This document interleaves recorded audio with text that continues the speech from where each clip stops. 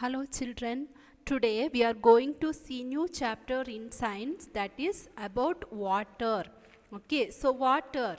In this lesson we are going to study importance of water, uses of water, distribution of water on earth, then sources of water, then water cycle, floods, drought and ways to save water. Okay, so water is important thing on earth, isn't it? So water is found in seas, rivers, lakes, etc. We can even found in the atmosphere. It is required by all living things for its survival. So water is one of our basic needs. It is essential for the existence of all living things on earth. Yes, we use water for drinking, bathing, washing and many other purpose. We require water to produce, so plant require water to produce food. Then seeds require water to germinate. Then animals also require water to stay alive. It would not be wrong to say that there would be no life on earth without water. So water is very important thing for all living organisms for their survival. So in human body also water plays an important role. So first we are going to learn the uses of water in human body. Water helps to dissolve the nutrients and salt present in food. Okay, so it dissolves the nutrients and salt present in food so that digestion and absorption of food take place easily by our body. Okay, so water dissolves the nutrients and salt which helps to helps for the digestion to take place easily. Then it regulates the body temperature. So water helps to maintain the temperature of our body. It helps to transport oxygen and food in the body. You know, oxygen is required by all the cells in our body. Our body is made up of cells. All the cells need oxygen for its activity. So water helps to transport oxygen and food in the body. It also helps to expel waste from the body in the form of urine and sweat. So what is meant by expel? Remove. Okay, it helps to remove waste from the body in the form of urine and sweat. Understand, children? Now let's we can study about uses of water in many other purpose. So it is used for agriculture, for watering the crops. Okay, so used in industries also like steel mills, paper factories. Then it is used to produce electricity. So production of electricity with the help of water is called as hydroelectricity. So water helps to generate electricity which is called as hydroelectricity. Then it is also used as coolant in power generation. Okay, it is also used as coolant in power generation. Then it is used to clean toilets, streets, etc. Then it is used to transport goods and people with the help of ships and boats. You know, ships and boats will sail on water which are used to transport goods and people. Then water is also used to extinguish fires. Then water is required for water sports like river rafting.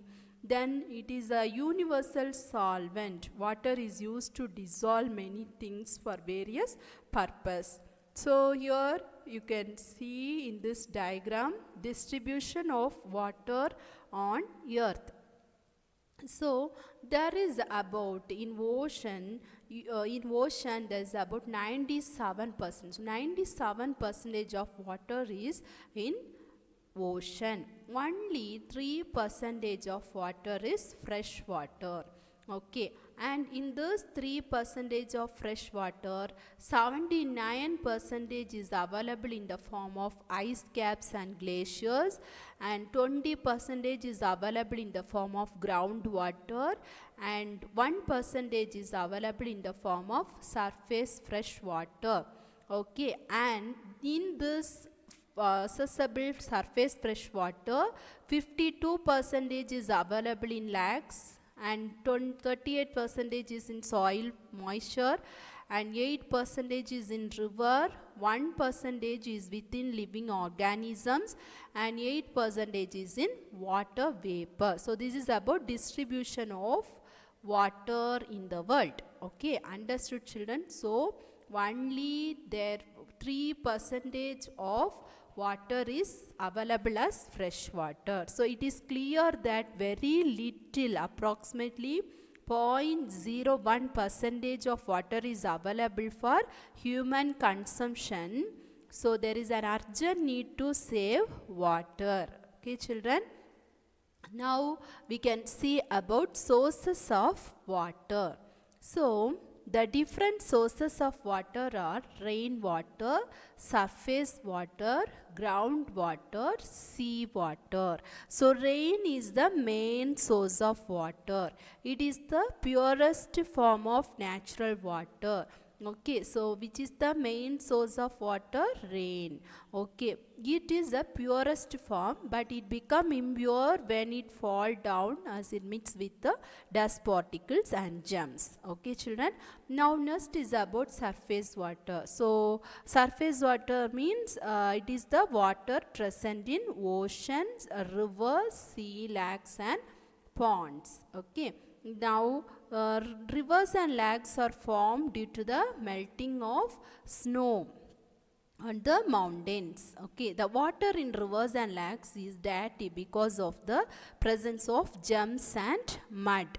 The water that you get in your taps, it comes from rivers or lakes. Okay, it needs to be purified. So these the impurity, it contains impurities. Okay, it is not pure water. So the impurities are removed in water treatment plants, and the purified water is then supplied to our house through pipes.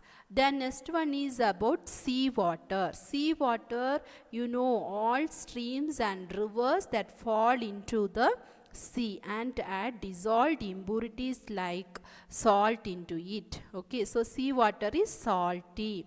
It is also called as saline water. So what is meant by saline water? Sea water. Why it is called as saline water? Because it is salty. Understand children? So now sea water, you know, it is unfit for drinking. We cannot use it for drinking or agriculture or for industrial needs. Now about underground water. Some of the rainwater, it will seeps through the soil deep into the ground and collects over the non-porous rock, which we will say as groundwater. Okay, so groundwater, it will passes through the layers of soil. You have studied layers of soil, isn't it children? So the groundwater will seeps through the layers of soil. It gets filtered, so it will be almost free from impurities. Okay, now about water cycle. So you are learning from your lower class itself about water cycle. Yes, so water from the earth, it will escapes and return to the earth by a series of steps in a cyclic form, which is called as water cycle. The water in ocean, seas, lakes, etc., it will start to evaporate from the earth. It will start evaporate due to the heat of the sun. The process by which liquid which is present in water bodies like ocean, seas, lakes into vapor is called as evaporation.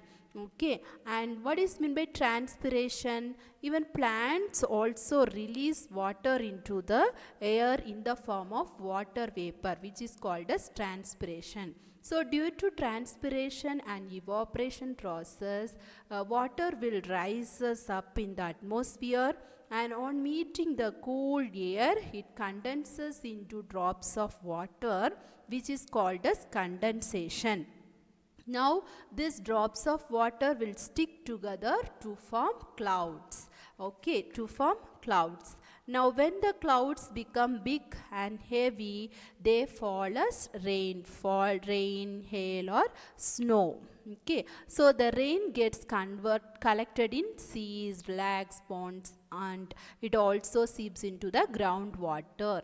Then water on the earth again changes to vapor and the water cycle will be continuous. Okay, so this is about water cycle.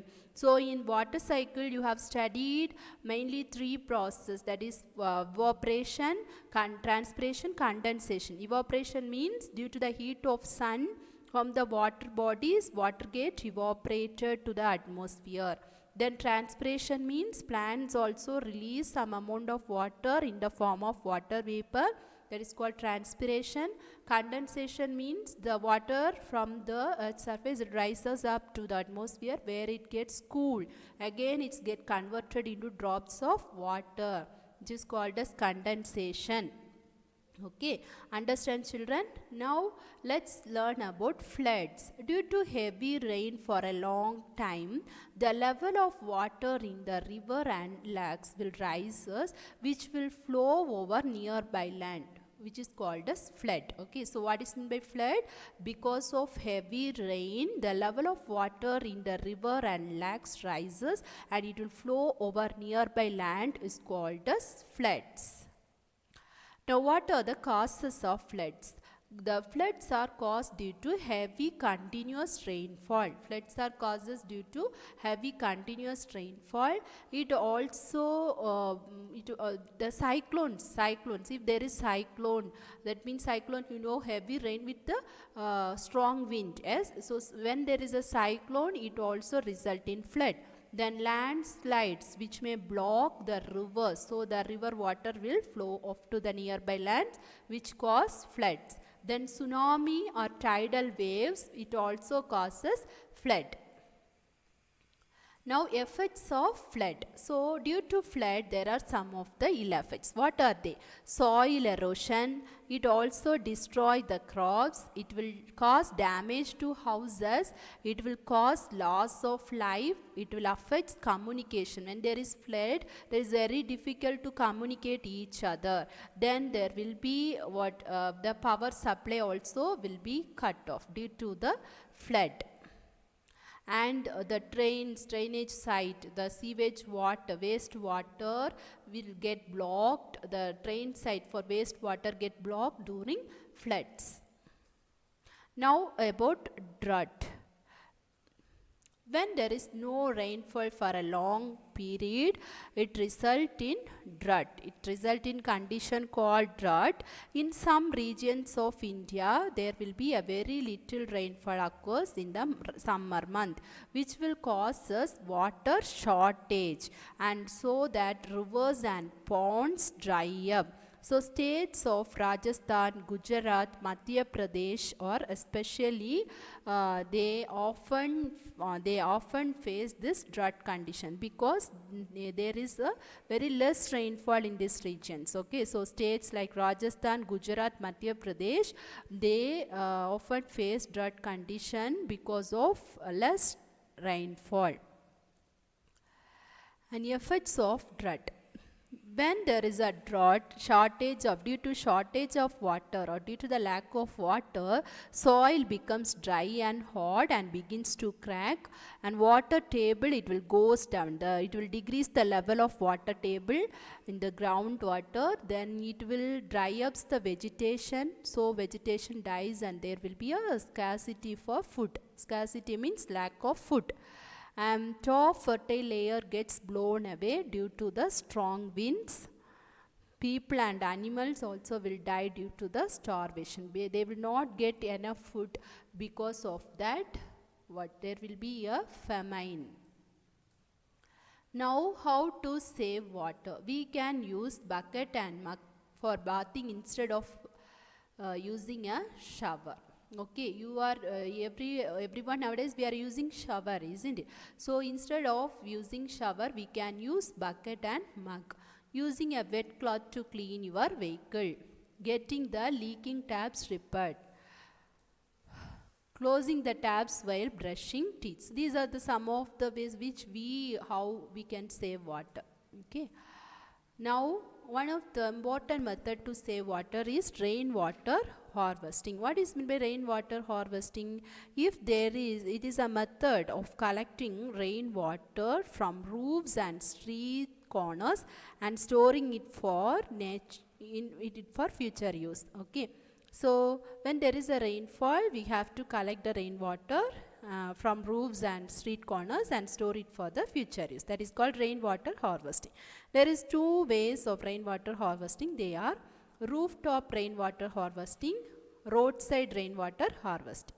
So here you can see the rooftop rainwater harvesting method. In this system, the rainwater will be collected from the rooftop and is allowed to go into the storage tank through pipes.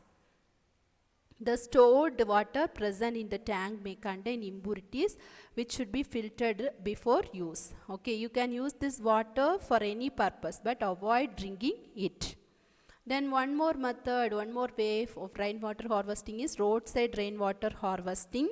In this system, rainwater from the roadsides directly seeps into the pits or recharge wells or trenches, then the ground. Okay, so this helps to raise the groundwater level. Okay, so there are two ways for collecting rainwater.